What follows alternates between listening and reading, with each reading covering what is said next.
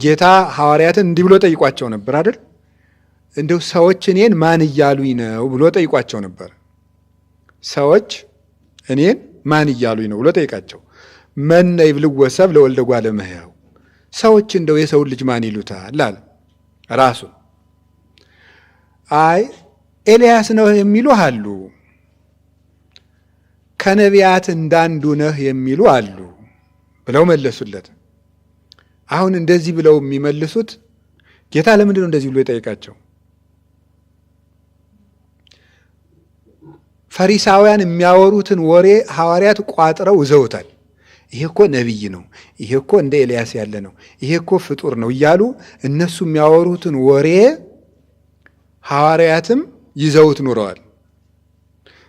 ሰው 2 ዓመት ያማል ይባላል አይደል? በመምህርና በተማሪ መካከል ታውቃላችሁ። ምንድን ነው የሚያማው? መምህሩን ለማን ያማል? ለተማሪዎቹ ያማል። መምህራችሁ ግን እንደሚያደርግ ለምንድን ነው ብለው። ከዛ ደግሞ ተማሪዎቹን ደግሞ ለማን ያማል? ለመምህር ያማል። ያንተ ተማሪዎች ግን እንደሚያደርጉ ለምንድን ነው? ይሄ 2 ዓመት በትምህርት ቤት አይቀርም አሉኝ። ዓለም እስከሚጠፋ ይቀጥላሉ።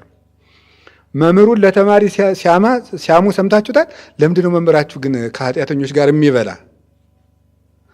ደቀ መዛሙርቱን ሲያሙ ከኃጢአተኞች ጋር የሚበላ ለመምህሩ ደግሞ ወደው ሲያሙ ምንድን ነው ያሉት? ለምንድን ነው ደቀ መዛሙርት በሰንበት እሸት እየቆረጡ የሚበሉት አሉት ማለት ነው። እና መምህርን ለተማሪ ተማሪ ለመምህር ማማት ያለ ነው። ለሚስት ባልን ማማት፣ ለባል ሚስትን ማማት የተለመደ እንደሆነ ሁሉ ማለት ነው። ይሄ ሁልጊዜ አለ። ይገርማቸዋል እኮ የፈሪሳዊነት ጠባይ ማለት ይሄ ነው። አንዱ የፈሪሳዊነት መስፈርቱ፣ አንድ ሰው ፈሪሳዊነትን ለማሟላት ብዙ መስፈርቶች አሉት። ከነዚያ መስፈርቶች አንዱ እንደዚህ ማድረግ ነው። እና ሐዋርያትን ልባቸውን ለመስረቅ ሂደው እሱ እኮ ነቢይ ነው፣ እሱ እኮ ፍጡር ነው እያሉ ይነግሯቸዋል። ጌታ ደግሞ ይሄንን ያውቃል። ሐዋርያትም እንደዚያ እየመሰላቸው መጡ። በውስጣቸው እውነት ነው ነቢይ ነው እኮ እሱ እያሉ እየገመቱ መጡ። እንደ ውሸት ሲደራጅ ምን ይመስላል የሚባለው? እውነት ይመስላል ነው። ደጋግመው የሰሙትን ነገር እሱ አውቋል። አሁን እኛ እንደሱ ብንሆን ምን እናደርግ ነበር ይመስላችኋል? አሁን በውስጣችን እኛ የምናስተምራቸው ሰዎች፣ እኛ ተማሪ የሆኑ ሰዎች እንደዚያ እያሰቡ ስለሆነ እንደሆነ ብናውቅ ምንድን ነው የሚሰማን? ምን እንላለን? እያንዳንድሽ አላወቅኩብሽ መስሎሻል አንልም? እንላለን። የምታስቡትን ጭምር አውቃለሁ። ስነ ስርዓት ያዙ። እኔ ነቢይ አይደለሁም አይባልም ይባላል። እንደዚያ ነው የምንለው እኛ። ጭራሽ ልብ አውቀን፣ ወይ ጉድ! እንኳን ልብ አውቀን ወሬ ተከትለን ልብ ልናውቃል እንደምንለፈው። ወሬውን ተከትለን የወሬውን ዱካ ይዘን በአፉ ገብተን ልቡ ውስጥ ገብተን ጓዝ ማውጣት የምንፈልገው። ግን ጌታ አውቆ ዝም አላቸው። እያወቀ ታዲያ ጥርጥሩን ለማጥፋት እናንተ ልጆች ሳስባችሁ አውቄባችኋል፣ የፈሪሳውያንን ወሬ አጠራቅማችሁ እየካዳችሁኝ ነው ቢላቸውሳ እና ምን ታመጣለህ ክደናል ይላል። ሰው እልከኛ ነው። ይኸው ሰው መናፍቅ ነህ አይባልም። ገብቷችኋል? ሰው መናፍቅ ነህ ካሉት ምንድን ነው የሚለው? ከጠረጠርከኝማ ነው የሚለው። ከተባልኩ ላይ ቀር ይላል። አባቶች እኮ ምን ይላሉ? ሲያምኑት ሌባም ይታመናል ይላሉ። ከጠረጠሩት ደግሞ ታማኝ ሰው ሌባ ይሆናል። ስለዚህ ካመኑት ግን ይመለሳል። ጠርጥሬያችኋለሁ እንደዚህ እያሰባችሁ ነው ቢላቸው ችግር ነው። ይገርማሉ። ሰው ሲመከር ራሱ እንደዚህ ነው። አሁን አንድ ሰው ጥርጥር ቢኖርበት መናፍቅ ቢሆን ራሱ ከእኛ መካከል አንድ ሰው የምንፍቅና ነገር እያካሄደ ብናየው ምንድን ነው የሚሉት? አንተ ሰው ሳያይህ እንደ አርዮስ ልትሆን ነው አይባልም። ይሄ ምንፍቅና ነው አይባልም። ነው የሚል ሰው። የሰው ልጅ በምድር ላይ የሚሞትለት ትልቁ ነገሩ ምንድን ነው? ክብሩ ነው። እግዚአብሔር አይደለም። ሰው መጀመሪያ የሚሞትለት ምኑ ነው? ክብሩ ነው። ናቴ እንዲሁ ሰው እኮ ምስኪን እኮ ነው። እንዲሁ እውነት በጣም ነው እንዲሁ አንጀት የሚበላው እኮ እንዲሁ ሰው ጅል በቃ እንዲሁ ዝም ብሎ በቃ ለክብሩ እኮ የሚጨነቅ። ስለዚህ ጌታ መጠንቀቅ ፈለገ። ጀማሪ ሰው እንዲህ አታደርግ፣ ይሄ ምንፍቅና ነው፣ ይሄ ስህተት ነው አይባልም። ቀስ ተደርጎ በፈሊጥ ነው። አባ አርሳኔዎስ ከቤተ መንግስት ነው የኖረው። ከቤተ መንግስት ሆኖ ፈላስፋ ነው። የሀብታም ልጅ ነው። የንጉሥ ልጅ ነው። መንገስ ይችላል። የመነኮሳትን ታሪክ ሲሰማ ተመሰጠ በጣም። ፍልስፍና ቢያውቅም ግን የምንኩስና ሕይወት ፍልስፍናን ጭምር ይረታል። ከዚያ በኋላ ልመንኩስ ብሎ አሰበ። ጌታ ሆይ ይህ ዓለም እኔ ያስጠልቶኛል፣ ምን ላድርግ ምራኝ አለው። ደግሞ እንዴት እንደሚመነኮስ አያውቅም። ምን ላድርግ ብሎ ሲጠይቅ 3 ነገር መከረው ጌታ በደመና ተገልጾ። ከሰው ተለይ፣ ከሰው ተለይ፣ ቦታ ምረጥ፣ ዝም በል አለው። 3 ምክር ምንድን ነው ያለው? ከሰው ተለይ፣ ቦታ ምረጥ፣ 3ኛ ዝም በል አለው። እሺ ብሎ ወደ ገዳም ሄደ። ከሰው ተለየ፣ ከዘመዶቹ ወጣ። ቦታ ምረጥ አለው፣ ገዳም መረጠ። ዝም በል አለው፣ ዝም አለ። ምንድን ነው የሚለው? ወሶበ ያረምም አፍ ይነብብ ልብ። አረጋዊ መንፈሳዊ የሚለው ይሄንን ነው። አፍ ዝም ሲል ማን ይናገራል? ልብ ይናገራል። አፍ ሲናገር ደግሞ ልብ ባዶ ይሆናል። እንደዛ ነው የሚሆነው። እዚያ ገብቶ ገዳም እንደገባ የእንትን ሰው ነው፣ ቀልጦ ያደገ ነው። ባቄላ እየፈለፈለ ይበላል። በነገራችን ላይ መነኩሴ ባቄላ ፈልፍሎ አይበላም። ታውቃላችሁ? ንፍሮ መነኩሴ ፈልፍሎ አይበላም። ዝም ብሎ መቃም ኖር ነው። ማጌጥ ነው። ይሄ ማጌጥ ስለሆነ ባቄላውን ፍልፍል እያደረጉ ውስጧን መብላት ነውር ነው። ይሄ እና እየፈለፈለ ይጥላል። ሁልጊዜ እንደዚያ እያለ ይበላል። አሁን አንተ ሰውዬ ይሄ ገዳም ነው፣ መነኩሴ ባቄላ እየፈለፈለ አይበላም ቢለውሳ፣ ኦሮ እነዚህ ሰዎች ጭራሽ ይሄንም አታርግ፣ ይሄንም ይሄ ምንኩስና የሚባል ነገር ዕዳ ነው እንዲሁም ትቸዋለህ ብሎ ሊመለስ ይችላል። ስለዚህ ምን ማድረግ አለበት? በብልሃት መምከር አለበት። ምንድነው ያደረገ? አንደኛውን መነኩሴ የማይፈለፍለውን እኮ ነው። ይገርማቸዋል። ሄድና በጥፊ ግጥም አደረገው። አበምኔቱ ሳይፈለፍል የሚበላውን ነው። ምን አረኳል? ለምንድን ነው እየፈለፈልክ የምትበላው? የሚፈለፍል ግን አርሳኒዎስ ነው እንጂ ይሄኛው አልፈለፈለም። ዛቲ ተግሳጽ ዛርሳኒ ኢቲ፣ ይቺ ተግሳጽ ላንተ ናት አርሳኒ ብሎ ራሱን በጥፊ አንድ ጊዜ ብሎ ከዚያ በኋላ መፈልፈል አቆመ ይላል። በብልሃት ነው ሰው የሚመከረው። በአንድ ጊዜ ግን እንደዚህ ያሉ ከተባለ ትቸዋለሁ ነው የሚለው። እንዴት ነው እንደው ጀማሪ ሰው ግን ምክር ሲጠየቅ ያስቸግራል። አንዱ ጀማሪ መናኝ በከተማ ያለ ሰው እየመጣና እኔ አስራት አውጥቼ እንግዳ ሸኝቼ መስዋዕት ተቀብዬ ስጋው ደግሞ ተቀብዬ እኖራለሁ፣ እንደው እንዴት ነው አኗኗሬ ትክክል ነው አለኝ። አይ አንተ ዝም ብለህ ነው፣ ዓለሙን ተወውና እኛ ጋር እኖራለሁ፣ ሁሉንም ትቸዋለሁ አለ ብሎ ሄደ። እንዲሁ እኮ ይገርማል እኮ ሁሉንም ትቸዋለሁ አለ። ጥሩ ነው በርታ እንደማለት። ይሄን የማይረባ ዓለም ተወው ሲለው እንዲያውም ያኛውንም አላረግም ብሎ ቤቱን ሄደ። ሰው በብልሃት ነው የሚመከረው። ስለዚህ ሰውን አውቄብሃለሁ ከማለት ይልቅ ነገሮችን በብልሃት ፈልፍሎ ማውጣትና ያንን ሰው ከዚያ ነገር ማውጣት ነው። አወቅኩብህ በዚህም ስትል ካሉት ሰው መደበቅ ነው የሚጀምረው። ቅጣት ሰውን ከማረም ይልቅ ተደብቆ እንዲሰራው ያደርገዋል የሚባለው አንዳንድ የሳይኮሎጂ ባለሙያዎችም ይላሉ። አንድን ሰው ቅጣት ጥሩ ነው አይደለም ተብሎ ክርክር አለ በራሱ በሳይንስ በኩል። ልጅ ስናሳድግ እንቅጣ ወይስ ዝም እንበል?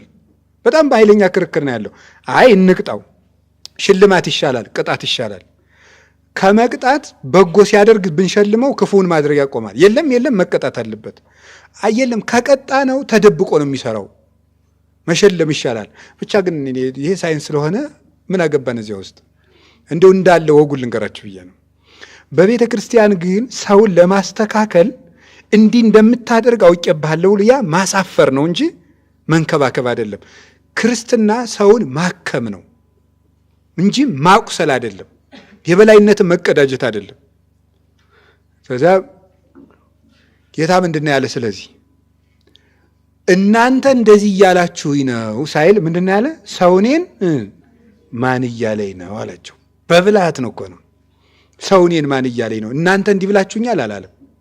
ከዛ ምን አለ? የውስጣቸውን ምን አለው? ብቻ እኛ እንኳን አላልከን እንጂ ሰውማ ካልክ እኛ ብቻ እኛ ፈርተን ነው እንጂ ሰውማ እንዲህ እያለ ነው። የራሳቸውን ጭምር እኮ ነው። ሰውማ ኤልያስ ነህ እያለ ነው፣ ሰውማ ነብይ ነው እያለ ነው ብለው የራሳቸውን በደንብ አድርገው አወጡ። ቁጥር 2 ጥያቄ እናንተ ማን ነው የምትሉኝ አላቸው። የራሳቸው ዝም ሁሉም 11 ሁሉ ጭጭ አለ። ቅዱስ ጴጥሮስ ቅን ነው እናቴ፣ ደግ እንዲሁ በጣም ደስ ነው የሚል በቃ ሽማግሌ እንዲሁ ብድግ አለና እንዲያው እጁን አውጥቶ ወዲያው አንዳንድ ሰዎች አሉ ስብሰባ ላይ ቶሎ ቶሎ መናገር የሚቀናቸው። ሰው አይናቅም ጎበዝ። ዝም ብሎ ብድግ ብሎ እንደዚህ ነው ይላል። መሬት ልንዘራ አስበናል። ምን እንዘራ ይሻላል? ድንች ይሻላል። ቶሎ ብሎ ማጥናት የለ እንትን የለ። እንዲሁ እነዚህ ሰዎች ልክም ሊሆኑ ይችላል። የምሬን ነው እኮ የምነግራችሁ። አያጠኑም ግን ልክም ሊሆኑ ይችላል። ቅንነት ይኸውላችሁ እንገራችሁ፣ ከብዙ እውቀት ይልቅ ጥቂት ቅንነት ሊመራ ይችላል። ይሄ ገበሬው የሚለው አለ አይደለም? ከ150 ዳዊት የልብ ቅንነት ይላል። ግን ለስንፍና ማስረጃ ማድረግ ግን ትክክል አይደለም። አሁን የከተማ ሰው ጸልዩ ምናምን ሲባል ዋናው ቅንነት ነው ያለ። ግን ቅንም እኮ አይደለም። ጸልይ ሲባል ነው የሚጠቅሰው ይሄንን እንጂ ግን ቅንም አይደለም፣ ደግሞ አይጸልይም። እንደው እኮ ይገርማል። ቅን ለመሆን ራሱ መጸለይ ያስፈልጋል። ይሄኛው ሌላ ነገር ነው። እና ይኸው ብዙ የተማረ ሰው እውቀት ይኖረው፣ ሽማግሌ ይኖረው፣ ገበሬ ይኖረው ሰው አይታወቅም። ቅዱስ ኤፍሬም አንድ ጊዜ እንዲህ ብሎ ጸለየ። ምን ብሎ ጸለየ? ወደ ገዳም እየሄደ ነው። ተምሮ ትምህርቱን ጨርሶ እስኪ ገዳም ደግሞ ትንሽ እጄ ልመንን ብሎ ወደ ገዳም ሲሄድ እግዚአብሔርን ምን ብሎ ነው የጸለየ መሰላችሁ? እግዚአብሔር ሆይ ጥበብ የለም ገዳም ተቀምጦ ሳለ መንፈስ ቅዱስ መጣና አንተ ገዳም ውስጥ እንድትቀመጥ ጸጋህ አይደለም፣ ያንተ ጸጋ ማስተማር ነው፣ እዚህ ዋሻ ውስጥ መቀመጥ አልተፈቀደልህም ይለዋል። ወጥቶ ሲሄድ የት ልሄድ ታዲያ ሲለው ኦዴሳ ከተማ ሄዳለሁ። ወደ ከተማው ሲሄድ እንግዲያማ ወደ ከተማው ስገባ ጌታዬ ቅዱስ ቅዱስ ሰው አጋጥመኝ ብሎ ጸለየ። ጥሩ ሰው ከከተማው መግቢያ ላይ አጋጥመኛል። እሺ ብሎ ሲሄድ ከከተማው ዳር ዘማውያት ሴቶች ልብስ ሲያጡ አገኛቸው። ከከተማው ዳር እና እንዲያው አሁን ጸሎቱ አይጋጭም? እግዚአብሔር ወይ ቆይ አንተ እኔን ማብሸቅ ነው ስራ አንልም? እንደው እኛ ብንሆን እኮ ነው። እንደው እኔ እውነቴን እኮ የምነግራችሁ ማለት እኔ ግራ ስለ አንተ ቀኝ ስለ ግራ ነበር የምለው እኔ ብሆን። እንዲሁ እኮ ይገርማል። ከዚያሳ ምን አለ? አንዲቱ ደግሞ ይባስ ብላ አይኗን ፍጥጥ አድርጋ ታየዋለች፣ ፊቱን ታየዋለች። እንዴ አንቺ አታፍሪም እንዴ? እንደዚህ የምታይኝ ለምንድን ነው ትክ ብለሽ አላት። ምን ብሎ ነው? ምን ብላ መለሰችለት? አይ እኔ የተፈጠርኩ ከወንድ ነው፣ ስለዚህ የወጣሁበትን የማየት መብት አለኝ። አንተ ደግሞ የተፈጠርክ ከመሬት ነው፣ መሬት እያየህ አትሄድም? ማንን ያስተያየ አለችው ብሎ ከዚያች ወዲህ ቅዱስ ኤፍሬም ቀና ብሎ ሄዶ ያውቅ አንገቱን ደፍቶ ነበር የሚሄደው። እግዚአብሔር ምንድን ነው ያለው? ቅዱስ ሰው አጋጥመኝ ስላለ ምን እያለው ነበረ? ሰውን አትናቅ፣ ከማንም ሰው ምን ይገኛል እያለው ነው? እውቀት ይገኛል ነው። ከዚያች ሴት የህይወቱ መመሪያ የሆነ ትምህርት አገኘ። አንተ እየመረጥክ አታዳምጥ፣ ሰውን ሁሉ አዳምጥ፣ ከሰው በረከት ይገኛል። ሰው አይናቅም፣ በልብስ አይደለም፣ አሁን በምታውቀው ህይወታቸው አይደለም ብሎ ነበር። ያንን ነው ማስተማር የፈለገው። ልክ እንደዚህ ሽማግሌው የ55 ዓመቱ ሽማግሌ ቅዱስ ጴጥሮስ እጁን አወጣን። ማን የምትሉኝ እናንተ ሲባል አንተ ውእቱ ክርስቶስ ወልደ እግዚአብሔር ሕያው አለው። ትክክለኛውን መልስ ነው የመለሰው። ክርስቶስ ወልደ እግዚአብሔር ሕያው። ክርስቶስ ማለት እንደምታውቁት መሲህ ማለት ነው፣ ወይም ሰው የሆነ አምላክ፣ ክቡር አምላክ፣ በስጋ የተገለጠ አምላክ፣ ኢንካርኔትድ ጋድ ወይም አኖይንትድ ጋድ ማለት ነው። ሰው የሆነ አምላክ፣ የተዋህዶ ንጉሥ ማለት ነው። ክቡር ንጉሥ ማለት ነው ክርስቶስ ማለት። ብቻ ሰውም ያላደለ፣ ብቻ አምላክም ያላደለ፣ ሁለትም ያላደለ፣ ነጠላ አንድም ያላደለ፣ ያልተለወጠ፣ ያልተመጠጠ፣ በተዋህዶ የተገለጸ ክቡር ንጉሥ አምላክ ማለት ነው። ይህንን ገለጸ። ለዚያውም ደግሞ የሕያው እግዚአብሔር ልጅ ብሎ ቀዳማዊ ልደቱን ነገረ። ክርስቶስ ብሎ ደግሞ ዳህራዊ ልደቱንም ቀዳማዊ ልደቱንም አዋህዶ ተናገረ። ከቀዳማዊ አብ የተገኘህ አለው። ምን አለው? አንተ ኮኩ፣ አንተ ጴጥሮስ አለት ነህ፣ ወዲህ በዛቲ ኮኩ አሐንጻ ለቤተ ክርስቲያኔ፣ በዚህች አለት ላይ ቤተ ክርስቲያኔን እሰራታለሁ። ወይክልዋ አናቅጸ ሲኦል አማስኖታ ወአንቀልቅሎታ፣ የሲኦል ደጆችም ሊያነዋውጧት አይችልም አለው። ይገርማችኋል። ይቺ አለት የሚላት ማንን ነው? ይቺ አለት የሚላት ማንን ነው? ክርስቶስ ላይ የቆመችው ሃይማኖት ናት። አለት የሚላት በዚህች አለት ላይ የሚለው አንተ በጠራሃት ምን በምትለው የሕያው የእግዚአብሔር ልጅ ክርስቶስ የምትለው ናት። ይህች ናት አለት የተባለች። በዚህች አለት ላይ ቤተክርስቲያኔን እሰራታለሁ ነው ያለው። አንተ እንዲህ ብለህ ባመንካት ማለት ነው። ቤተክርስቲያን ጴጥሮስ ጀርባ ላይ አይደለም የቆመችው። ጴጥሮስ የቆመበት አለት ላይ ነው የቆመችው። አንተ እንዲህ ብለህ በተናገርካት አለት ላይ ምን በምትለው አንተ ውእቱ ክርስቶስ ወልደ እግዚአብሔር ሕያው በሚለው አለት ላይ ይህች ቤተክርስቲያን ትቆማለች። ብፁዕ አንተ ስምዖን ወልደ ዮና። ዮና ማለት ምን ማለት ይመስላችኋል? ርግብ ማለት ነው። ስለዚህ ለምንድን ነው ጌታ የዮና ልጅ ስምዖን ጴጥሮስ ወይ አንተ ብፁዕ ነህ ያለው? ለምንድን ነው የዮና ልጅ የሚለው ለመጥቀስ ፈለገ? ዮናስ ማለት ርግብ ነው። ዮና ማለት ርግብ ነው። የመንፈስ ቅዱስ ልጁ ጴጥሮስ ወይ እያለው ነበር። እንዲህ ያለውን ነገር የሚናገረው ከመንፈስ ቅዱስ የተገለጠለት ሰው ነው። አንድ ነገር ልንገራችሁ። አሁን በዓለም ላይ ብዙ ድርጅቶች ቤተክርስቲያን ነን እያሉ ነው። ትክክለኛይቱ የክርስቶስ ቤተክርስቲያን የትኛዋ ናት ተብለን ብንጠየቅ ማስረጃችን ምንድን ነው? የጴጥሮስ አለት ላይ ምን ያለችው ናት? የቆመችው ናት። ትክክለኛዋ ቤተክርስቲያን የቅዱስ ጴጥሮስ አለት ላይ የቆመችው ናት። ማቴዎስ 16:19 ላይ የእኔ ቤተክርስቲያን አንተ በጠራኸው አለት ላይ የቆመች ናት ብሎ ነገረን። አሁን ብዙ ሰው ይመጣል አይደል? ቆይ ካቶሊክ ነው ትክክል? ፕሮቴስታንት ነው ትክክል? ኦርቶዶክስ ነው ትክክል? ምስራቅ ኦርቶዶክስ ነው? ኦሪየንታል ኦርቶዶክስ የትኛው ነው ትክክል ይላል። ማን ነው ትክክል? ሁሉም እኔ ትክክል ነኝ ካለ ትክክለኛይቱ ቤተክርስቲያን የትኛዋ ለመሆኗ ምንድነው ማረጋገጫችን? ስም ትክክለኛይቱ ቤተክርስቲያን የጴጥሮስ አለት ላይ የቆመች ናት። የኔ ቤተክርስቲያን አለ። ማን ነው እንደዚህ ያለው? ጌታ ነው። የኔ ቤተክርስቲያን ምን ላይ የቆመችው ናት ነው ያለ? አለቱ ላይ የቆመችው ናት። አለቱ ምንድን ነው? አንተ የሕያው የእግዚአብሔር ልጅ ክርስቶስ ነህ የሚለው ነው። ይሄ ነው አለቱ። እዚህ ላይ የቆመችው የክርስቶስ ቤተክርስቲያን ናት። እዚህ ላይ የቆመችው ክርስቶስ ማለት አምላክ ወሰብ ተዋህዶ ማለት ይሄ እኮ ነው። ሰውነቱ በአምላክነት ያልተለወጠበት፣ አምላክነቱ በሰውነት ያልተለወጠበት፣ ሁለት ደግሞ ያላደለ አንተሙ ክርስቶስ ወልደ እግዚአብሔር ሕያው ወይም ውሉደ እግዚአብሔር ሕያው ብሏል እንዴ? አላለም። አንተ ውእቱ ነው ያለው። አንተ አለው። ይኸው ተዋህዶውን አንተ አለው። ሁለት ስላልሆነ አንተ አለው። ነጠላ ስላልሆነ ክርስቶስ አለው። ክርስቶስ አንተ አለው። ሁለት አይደለም ማለት ነው። ክርስቶስ አንድ ነው። ተዋህዶ የምንለው እኮ ለዚህ ነው። አንተ ከዚያስ ደግሞ አንተ ሲለው ደግሞ ቃል ብቻ ነው፣ ወይም ቃል ተለውጦ ስጋ ብቻ ነው፣ ወይም ስጋ ተለውጦ ቃል ብቻ ነው እንዳንል ክርስቶስ አለው። ክርስቶስ ደግሞ አንዱ አካል ብቻ አይባልም። ቅቡዕ ማለት ነው። መሲህ ማለት ነው።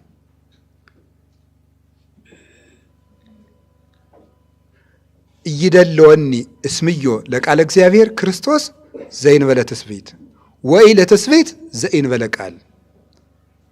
ቃልን ከስጋ ለይቼ ክርስቶስ አልለውም፣ ስጋንም ከቃል ለይቼ ክርስቶስ አልለውም ይላል ቅዱስ ቄርሎስ። ቃልን ከስጋ ለይቼ ክርስቶስ አልለውም፣ ስጋን ከቃል ለይቼ ክርስቶስ አልለውም። እንግዲያማ ሁለት ናቸው አይደሉም፣ አንተ ነው ያለው። ተዋህዶ ነው። ተዋህዶ ማለት ይሄ ነው። ስጋ በመለኮት አልተለወጠም፣ መለኮት በስጋ አልተለወጠም። አንድ አካል አንድ ባህሪ ነው። ግን ደግሞ ነጠላ አይደለም፣ ግን ደግሞ ሁለት አይደለም። እዚህ ላይ ስለዚህ ተዋህዶ ናት ትክክለኛይቱ የምንለው የድርጅት ደጋፊ ሆነን የኛ ስለሆነ ተቋም አድርገናት አይደለም። ጌታ የነገረን ልብ በሉ፣ ያም እንዲህ ነው፣ ያም እንዲህ ነው፣ ያም እንዲህ ነው፣ ያም ቤተክርስቲያን ነኝ፣ ያም ነቢይ ነኝ፣ ያም መምህር ነኝ ቢላችሁ የኔ ቤተ ክርስቲያን ምልክቷ የጴጥሮስ አለት ላይ የቆመች መሆኗ ናት ብሎ እንቅጩን ነው የነገረን። ከዚህ ውጪ ሌላ ቤተ ክርስቲያን ሜዳ ላይ የቆመች ድቡሽት ላይ የቆመች ቤተ ክርስቲያን አናውቅም። እንዲህ ያለች ቤተ ክርስቲያን የለችንም ለኛ። ይህችን ነገራቸው። እዚያ ደግሞ ምንድን አለ? ወለከ እሁበከ መራውተ ዘመንግሥተ ሰማያት። በነገራችን ላይ የሲኦል ደጆች አይችሏትም ብሏል። የሲኦል ደጆች የተባሉት ምን መስላችሁ? አባ ጊዮርጊስ እነ ንስጥሮስ እና አርዮስ የሲኦል ደጆች ናቸው ይላል። በበር በኩል ወደ ጓዳ እንደሚኬድ ንስጥሮስን ቢከተሉት ወዴት ያደርሳል? ሲኦል ያደርሳል። አርዮስን ቢከተሉት የት ያደርሳል? ሲኦል ያደርሳል። የሲኦል መግቢያ በሮች ማለት ናቸው። ወደ ሲኦል የሚወስዱ ምንፍቅና ያለባቸው እነዚህ ሊያጠፏት አይችሉም። በዚህ መሰረት ላይ ቆመዋልና ከዚያሳ ምን አደረገ? ለአንተም የመንግስተ ሰማያትን መክፈቻ ቁልፍ እሰጥሃለሁ አለው። ይሄ የመንግስተ ሰማያት መክፈቻ ቁልፍ ምንድን ነው? ክህነት ነው።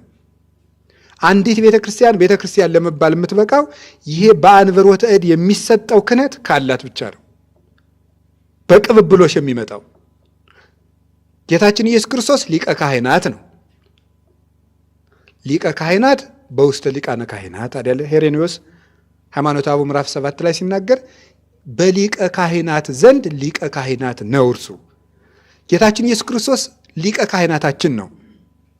ካህናት ደግሞ በአንብሮተ እድ ይሾማሉ።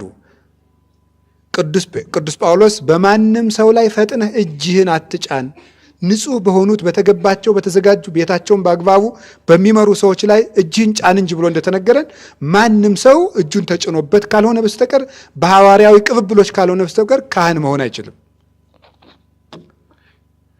ነገር ግን ሁሉም ሰው ካህን ነው። አንደኛ ጴጥሮስ ምዕራፍ 2 ቁጥር 5 እንደተጻፈ ሁሉም ሰው ካህን ነው፣ ሁሉም ወንድም ሴትም። ይሄ ማለት ነው ካህን ማለት አገልጋይ ነው። እግዚአብሔርን ለማገልገል ማንም ሰው ካህን ነው። ምስጢራትን ለመፈጸም ግን በአንብሮተ እድ ያልተሾመ ሰው ካህን መሆን አይችልም። ለመቀደስ፣ ለማቁረብ፣ ለማጥመቅ። እግዚአብሔርን ለማገልገል ግን ሴቱም ካህን ነው፣ ወንዱም ካህን ነው። እግዚአብሔርን ለማገልገል ማለት መጸለይ አገልግሎት ነው፣ መጾም አገልግሎት ነው፣ ራስን መስዋዕት አድርጎ ማቅረብ አገልግሎት ነው። ለዚህ ሁሉም ሰው ካህን ነው። ስለዚህ ይሄንን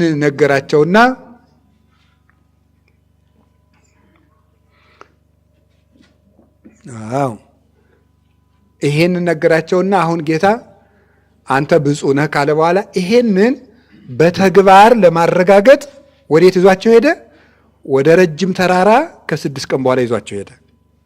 ይሄ ጴጥሮስ የተናገረው ክርስቶስ ነቢይ አይደለም፣ ፍጡር አይደለም፣ ከነቢያት እንዳንዱ አይደለም፣ ኤልያስ አይደለም፣ ሙሴ አይደለም፣ የነቢያት ጌታ ነው። ጴጥሮስ እንደመሰከረልኝ ነኝ ለማለት እስመ ስማ ቃላቲሁ ምግባሩ ይላል ቅዱስ ቄርሎስ። የንግግሩ ማስረጃ ምንድን ነው ይላል? ስራው ነው። ንግግሩን በስራ ነው የሚገልጸው። አሁን ጴጥሮስ እንደመሰከረልኝ ለመሆኔ ታያላችሁ። የሕያው እግዚአብሔር ልጅ ነህ አለው አይደለ? የእግዚአብሔር ልጅ ለመሆኔ አባቴ ሲመሰክር ማየት አለባችሁ። የነቢያት ጌታ ለመሆኔ ደግሞ ነቢያት ሲመሰክሩ ማየት አለባችሁ። እንዲህ እንዳሰባችሁ አይቀርም ብሎ ይህንን ለማስረዳት ወደ ረጅም ተራራ ይዟቸው ወጣ። እዚያ ሲደርስ ሙሴ፣ ኤልያስ መጡ፣ መሰከሩ። ለምንድን ነው እነዚህን 3 ሰዎች የመረጣቸው? ጴጥሮስ እና ዮሐንስ እጅግ ስለሚወዱት ነው። እናም ትርጉም ደግሞ አላቸው። ያዕቆብ የኢየሩሳሌም ኤጲስቆጶስ ነው። ዮሐንስ ድንግል ማርያምን የተቀበለ ነው። ጴጥሮስ የመንግስተ ሰማያት መክፈቻ የተቀበለ ነው። 3ቱም ትርጉም ያላቸው ሰዎች ናቸው። እነዚህን 3 ሰዎች ይዞ ወጣ። ለፍቅሩም ይበልጥ ይሳሱ የነበሩ ስለሆነ ከነቢያት ደግሞ ሙሴና ኤልያስን መረጠ። እነዚህን 3ቱን ይዟቸው ወጣ። የጴጥሮስ አባቶቻችን እንደሚተረጉሙት እነ ቅዱስ ጎርጎርዮስ ዘኑሲስ እንደሚሉት የጴጥሮስ የዚህ ሃይማኖቱ ሽልማት ነው ይላሉ። ጴጥሮስ የተመረጠበት ምክንያት የሰው ልጅ የሃይማኖቱ ሽልማት የክርስቶስን ብርሃን ማየት ነው። የማመን ዋጋው የክርስቶስን ብርሃን ማየት ነው። ከዚያ በኋላ ሰው ሌላ ምንም አይፈልግም።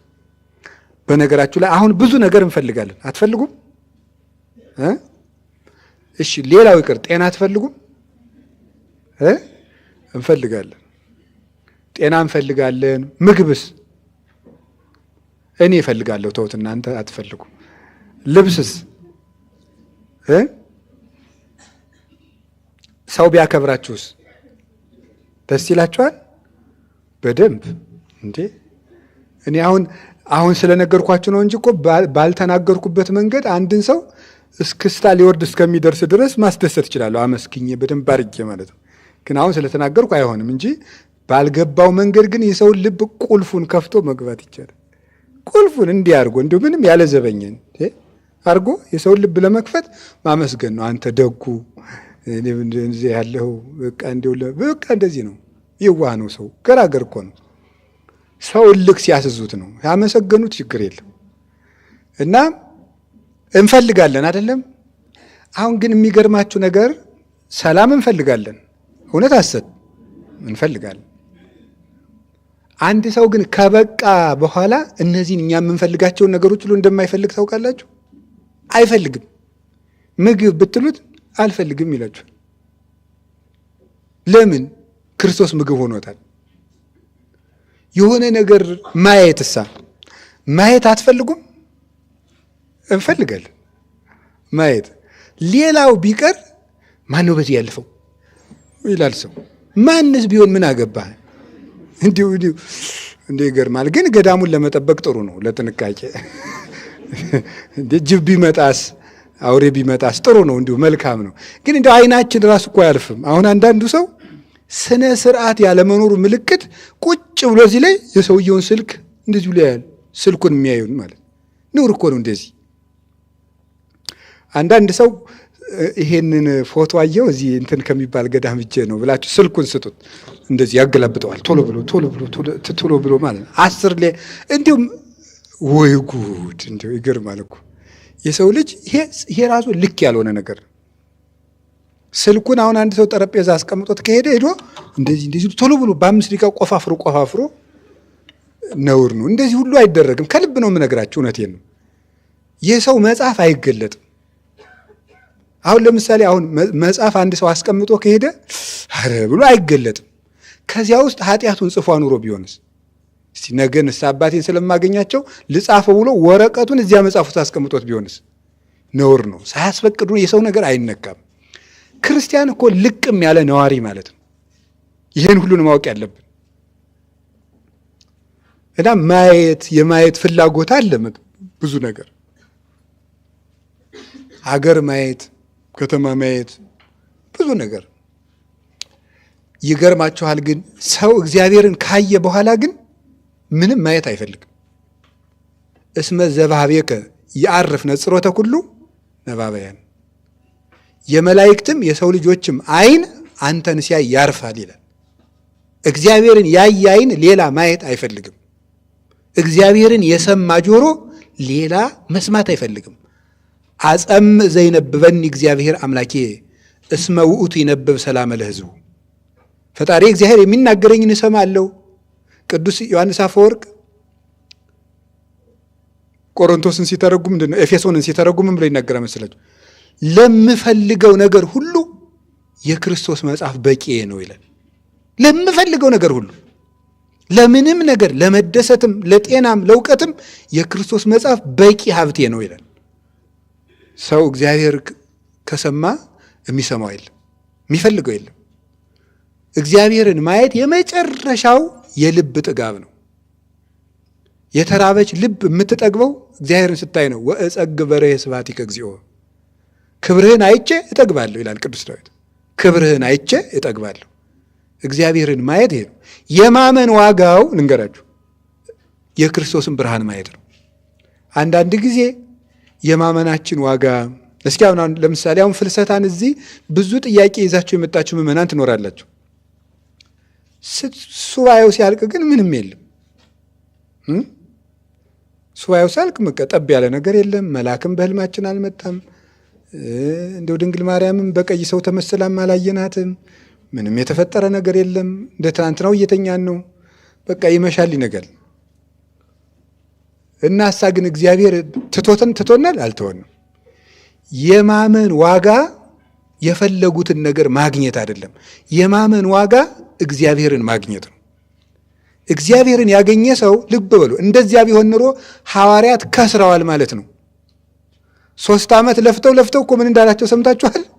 ብር አሽሮ ይጥላቸዋል ብለን ስንልሳ ወርቅ እንዳትይዙ፣ ሳንቲም የሚባል ነገር እንዳትይዙ ብሏቸው ጭራሽ እሳ ምን ብሎ የገብስ ዱቄትም ስንቅም አቅማዳም እንዳት ከረጢት ሌላስ ደግሞ ጭራሽ ለፍተው የገዟትንስ ቢሆን ነጠላ ጫማም እንዳትይዙ፣ ጫማ እንዳታረጉ፣ ምርኩዝ ሁሉ እንዳትይዙ አላቸው። እርቃናቸውን ግፍፍ። ለምን? ቅዱስ ዮሐንስ አፈወርቅ ምን ያለ የወርቁ ጌታ እኔ እያለሁላችሁ ምን ጨነቀ ብለህ ሳንቲም ትይዛለህ አላቸው። ክርስቶስን ያዙና ሄዱ። ምንም ግን አልያዙ። ምንም እንዳትይዙ ግን እሳ ምን አላቸው? ወደ ዓለም ሁሉ ሂዱ አላቸው። ዓለም ላይ ሄዱ። ባዷቸውን ይዘው ዓለምን ገዙት። በሳንቲም ቢሆን ኑሮ ጴጥሮስና ዮሐንስ ለስንቱ መታከሚያ ሰጥተው ይስልኩት ነበር። በነፃ ግን ሰው ሁሉ ፈወሱ። ዓለም ሁሉ ተቀበላቸው። በሰራዊት ብዛት ቢሆን ኑሮ ጴጥሮስ ስንት ሰራዊት አደራጅቶ ሮም ቤተ መንግስት ሊገባ ይችላል? ከኢየሩሳሌም ተነስቶ እየተዋጋ። ክርስቶስን ይዞ ግን ባዶ እጁን ቤተ መንግስት ውስጥ ገባ። ኔሮንን ፊት ለፊት ሞገቱት እነ ቅዱስ ጳውሎስ ባዷቸውን ገብተው። ለዚህ እኮ ነው እንዘ አልብነ ኩሉ ብነ፣ ምንም የለንም ግን ሁሉ አለን፣ ማንም አያውቀንም አለ። እንዘ አልቦ ዘየአምረነ፣ ማንም አያውቀንም፣ ሁሉ ያምረን፣ ሁሉ ያውቀናል። የአንድ ሰፈር ገበሬዎች ሂደው ዓለም ሁሉ አወቃቸው። የእነሱን ቃል ያልሰማ ጆሮ የለም፣ ያልደረሱበትም የለም።